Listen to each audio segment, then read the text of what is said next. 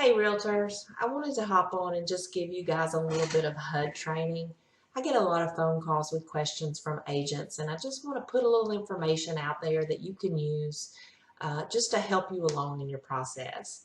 So we all know that HUD properties are FHA loans that have foreclosed on a property. Those are insured by HUD. So what happens with those is HUD pays the insurance claim to the mortgage company and then takes the property back to resell it. When HUD properties are priced, we do a BPO and determine what we feel like the property is worth, and then HUD does an appraisal. The appraisal is what's going to determine the price. They do consider our BPO, so if they're way off, we can look at doing some price adjustments, but typically that appraisal is where the price is going to be determined. So once the HUD property hits the market, you have 10 days for owner-occupant buyers only. That means the person is going to live in the property as their primary residence. We have a lot of agents call wanting to know, can a parent buy the house for their son, daughter, nephew, whatever?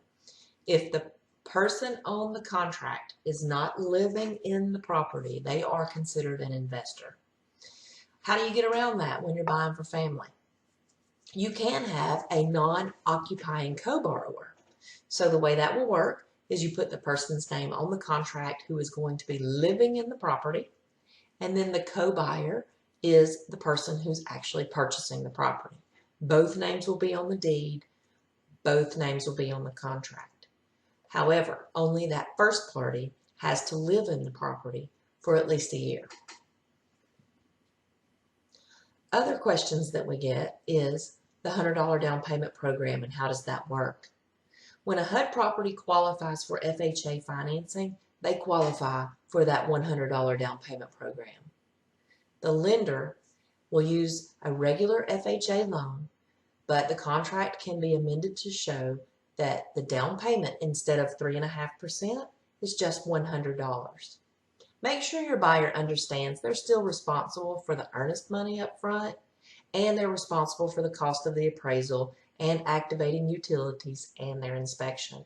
So even though the down payment is $100, they still need to have some money in reserve to make that purchase.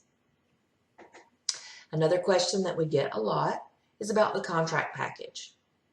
When you bid on a HUD property, you are basically just going into the HUD home store system and you're putting your bid information in. You are not going to use Georgia Association of Realtors contract forms. HUD has their own contract forms, and that contract does not get sent out to you until after you have won the bid. There's a process that they use. Once the bid is won, you will receive an email letting you know that your buyer is a winning bidder. From there, you have 2 business days to turn in your earnest money to the HUD listing agent, which would be us or any other LLB that had that property. That earnest money has to be a certified check payable to the closing attorney that your buyer would like to use, and it's delivered to us, again, within 2 business days. No, you cannot take it straight to that closing attorney's office, and no, you cannot have a wire. It has to be a certified check. The reason for that is because we don't have a binding contract yet. All we have is a winning bid. Once we receive that earnest money, I'll give you a receipt, which you have to go onto your HUD Home Store account and complete your winning bid checklist. This will mean you will check off that your buyer's contact information is correct, the lender's contact information is correct, the closing attorney's information is correct, and your contact information is correct. Then you will upload a copy of the buyer's pre-approval letter, and you will upload a copy of the receipt that we send you saying that you have turned in your earnest money. So you see, once all of that goes in, then HUD prepares that contract package for you. So sometimes it may take them a day or 2 to get it back to you. If you haven't gotten it by that second day, reach out. Let us see what's going on. Maybe there was an email address that was incorrect, or maybe it's sitting in your spam folder. So once that contract package does go out, it's going to go to you first to review the package. Once you've reviewed the package and you just check that everything looks good on there, then it's going to come back to you again for an actual signature.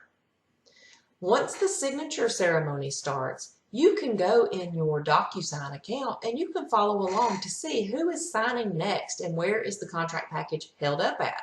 This is very helpful to keep the contract moving as quickly as possible. Okay, so now we've got our contract package signed and we're ready to go forward. What's next? Next is going to be getting your home inspection set up. So to do this, you're going to want to send in a request to activate utilities to HUD. I'll provide that form to you. And basically what you're doing is asking for permission for your buyer to turn on the utilities in their name so that they can get their home inspection done. Let's remember that HUD properties are sold as is. So we're not going to have a home inspection and then come back and ask for repairs or ask for price adjustments. This is just for your buyer to see what works and what doesn't and be comfortable with what they're buying. So you send in this request to activate the utilities. HUD will return it. If there's any of the utilities that cannot be turned on, they'll let you know on that form and then do not activate whatever service they're saying can't be turned on. If you do, you could be responsible for vandalism to the property because there could be water damage, electrical fires, that sort of thing. So they already know that there's a problem. That's why they're not going to let you turn it on. Okay, so you got your inspection going. Great. The next step is appraisal. We want to try to get the appraiser into the property at the same time frame that we have those utilities on for the home inspection. That way your buyer doesn't have the expense of turning them on once, turning them back off, then turning them on again. Get it all done at once if you can. Once that home inspection is done and the appraisal is done, then we're just waiting on that lender to get your file ready to close. So yay, it's moving right along.